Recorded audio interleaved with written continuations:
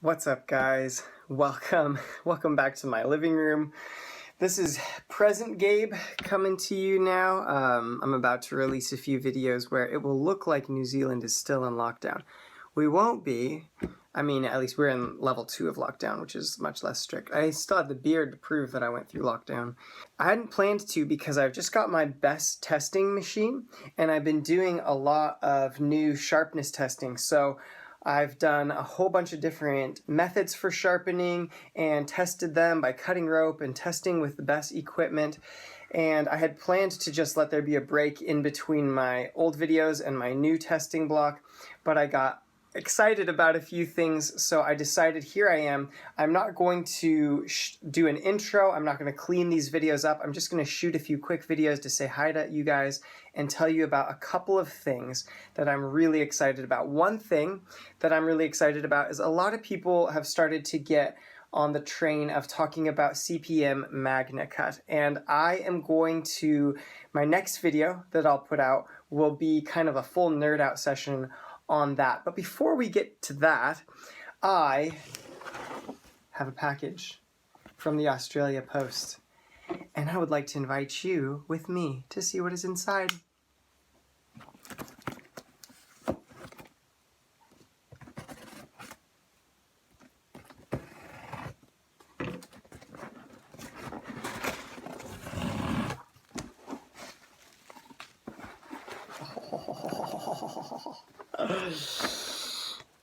This, my friends, is a Jensen knife. Wade Jensen is one of my viewers, and we've had dialogue back and forth. I really enjoy his philosophy on knife making and everything. I asked him if he wants to sell more knives, and he said, I'm more of a hobby maker who got out of control. But what he did tell me when he saw my chopping test videos and that I take those extended normal hard use blades and then put them to use in the kitchen, he said, you need to try out my coastal camper knife. So I'm assuming that is what we have here. Let's see what it looks like. Look at this fancy burlap.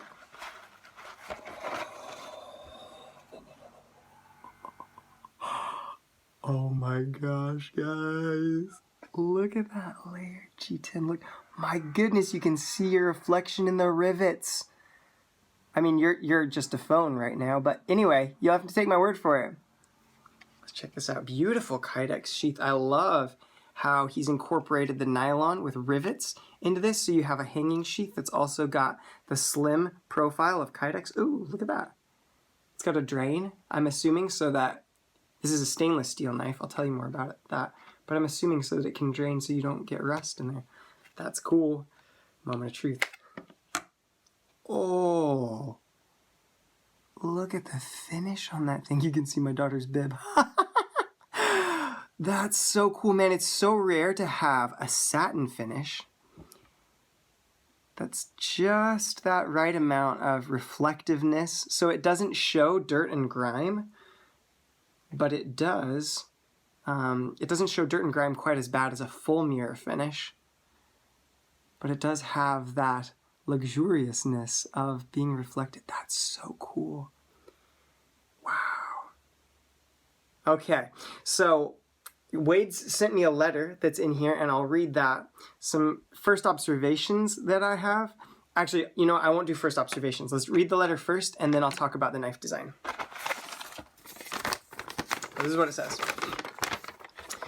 Thank you for choosing Jensen knives. Lucky for me, Jensen knives actually chose me. I make these knives one at a time by hand here in my backyard in Darwin, Australia. My family and I are passionate about the outdoors. I want to design and make knives that suit the way we camp, fish, hunt, and interact with the bush in the top end of Australia. How cool. This model's called the Coastal Camper. The steel is NitroV Stainless steel at 63 HRC. 63. Handle is layered micarta with natural micarta liners. Oh, cool. There's some natural kind of brown maroon kind of colored natural liners in it. Look at that. Man, the fit and finish is ridiculous. You can see the reflection in the spine. The sheath is Kydex. Hi Gabe, I always include one of these letters with the customer's knife with a few tips about how to look after it, etc. My design methodology is to first consider the primary function of the knife, then design according to that. I always choose function over form. Amen to that, Wade. In the case of this model, the coastal camper, my thought process was to design a knife that fits the old if you could only take one knife scenario, but in the context of the way we camp across the northern regions of Australia, namely Kimberley and the top end, tropical Northern Territory, and North Queensland. No one knife is able to do all of the things a person may do with it, so I think about what are the primary functions required in the context of this design. It is the following. I like this methodology. This is so like the way that I think. Meal prep is a daily use. Fishing is a major part of a lot of our camping endeavors up north, so it must be able to fillet a fish. Nice. It needs to be strong enough to at least take a spear-width sapling or branch and sharpen that for a crab spear. That's cool. That has never been in my repertoire of normal uses, but I think that's awesome. It doesn't need to be a dedicated skinner. We rarely, if ever, need to do that up here, but we do occasionally knock the hind quarters or a tail off a small kangaroo. That's so cool. Or maybe take the back straps out of a small pig. The big ones are often diseased. Fascinating. Another, although less common use is butchering a killer. A killer is a wild cow or bull. If not owned, they've broken away from a property and do not belong to anyone. They're fully wild and very dangerous and rough.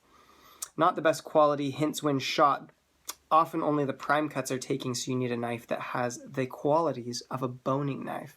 Very cool. Okay. So I needed a design that had the qualities of a fillet knife, a boning knife, kitchen duties, but be durable enough to do some tougher tasks as well, like spear making, etc., and be very salt resistant. I came up with this design. Wade Jensen. Boom. How cool. Oh my goodness. So, little update, I am in the middle of a move. We're moving from this little one-bedroom apartment with our 2 kids to a little cottage that's actually got 2 bedrooms and a sleep out, which I'm hoping to potentially use as a YouTube recording space so I can stop being in the shed all the time. I don't know how quickly I will be able to get videos up with the testing of this because it's such a busy time, but I wanted to give you guys a preview, and I'll just shoot some initial thoughts that I see. So, one thing that I love just right off the bat is that these are hollowed out so that you can grab it there and here for a really effective kitchen grip.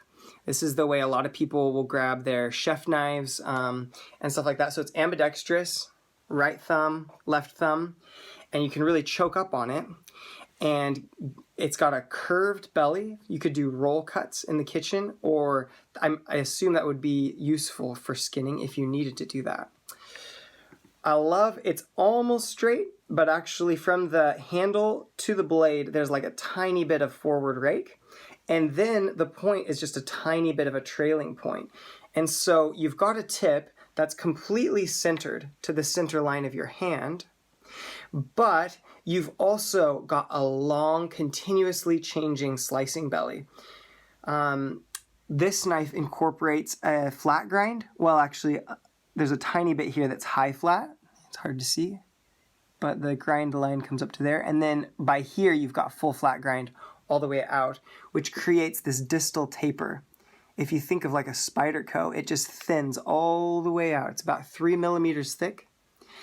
This NitroV is a steel that he had told me he is experimenting with, and I suggested we go with that. Now, NitroV is a very, very high toughness stainless steel. It's similar to 12C27, 14C28N. Actually, it's most close to 14C28N Sandvik steel.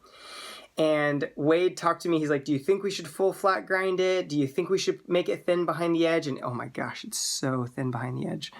Do you think we should harden it? And we had this back and forth, and he and I together decided like, hey, everybody's doing thick behind the edge at 60 to 61 Rockwell. Like, if we're gonna do some testing, let's test something that is not your everyday normal steel. And so I have persuaded Wade to harden this thing up to between 63 and 64 Rockwell, and he's risen to the challenge. So this is the deal. I'm gonna do some testing with this. I'm so stoked. Thank you so much, Wade. Like, you're awesome, man. But this is the deal. When you're in a position of reviewing something and it's something that somebody has put their design, heart, and soul into, you are in the position of a critic. And so here's the deal. I want you guys to join me in this. The deal is that if the edge or anything along this actually fails in my use, then I am to blame for that, because I've actually pushed him to harden like harder and make it thinner than what he ordinarily would. So it's not a designer flaw. If this thing succeeds, all the credit goes to Wade, because he had the guts to send me something with his name on it, with his stamp on it, that he knows that he and I are pushing the boundaries of what can be done, to see if my theory is correct, that you can have a lighter weight knife and that the increased speed and increased hardness giving increased edge retention can make up for some of the weight. So you overall have a smaller packing weight and a smaller sort of package that doesn't have as much of an impact on your pack weight every day if you're camping or working, but that gives the same or as good of results as a heavier, larger, higher impact, thicker behind the edge sort of blade. So you can make up for some of the weight with good design, good hardening, and very well balanced, thin profile. I'm so excited to find out. Thanks for being along for the ride, guys. Okay, last thing that I wanted to say is that in the coming weeks, you're going to see a bunch of edge tests come out. Right now, I'm using Victorinox knives because I want to analyze how the steel matrix changes based on sharpening methods. And so I'm using knives that don't have a lot of carbide. When I dial in what the best dual grit or the best sharpening method is for those, I want to go through a series of other steels, starting with like AUS 8 or AUS 10, and do each sort of category of steel. 1% carbon stainless, 1.4% carbon stainless, the big sort of categories that are out there, and sort out an optimal edge life sharpening method for each kind of steel. Now, one thing I want to say before you guys see those videos is that I may need some help. My Patreon support has been such a blessing, but if there's some steels that you want to see tested as I'm doing this testing, I need you to notify me, and if it's not a steel that I have, I will need people to sort of step up to the plate and send me some stuff, because my operating budget is quite small still. I'm not monetized on YouTube, and so it's just Patreon, and I'm currently paying myself back for several months for the sharpness tester itself. So sending me knives or supporting me on Patreon is awesome. Specifically, I would like to eventually get a hold of some LC200N and some H1, because I think that those are knives that rely a lot on the small grain structure and the steel matrix more than the carbides, and I think those steels could really benefit from dual grit sharpening, but it's very expensive to get them in New Zealand, very, very difficult. So if you see this video, you have something like that, you want to see it taken to the limit, or you have an H1 knife you don't use anymore, shoot me a comment and we'll track each other down and we'll keep going forward on this testing. If the testing is helpful for you, then consider supporting me on Patreon if you want to. Honestly, if you don't like, the content or the knives, then don't subscribe and don't like and don't support me on Patreon. Like, I don't care what you do, man. Just enjoy what you've got and, press it to the full limit of what it can do. The last thing that I want to say is that I'm going to do some outdoors blade testing as well. And I'm going to use chopping either with my job, or I'm going to try to get some large pieces of timber and actually isolate the cutting medium by using the same type of timber and do like 100 chops and then a best test and 100 more chops and then a best test, and use a bunch of different sharpening methods to try to assess actually if chopping is push cutting at impact, it's going to be different mechanism than slicing, and see if we can begin to sort out, is there actually a better method for sharpening, for edge retention, for chopping blades than there is for slicing blades. And we'll test the common steels there as well. I'm planning to go through the major steels, or at least some of the common makers. I'll test a Falcon even, some cold steel, my K-Bar Becker BK7.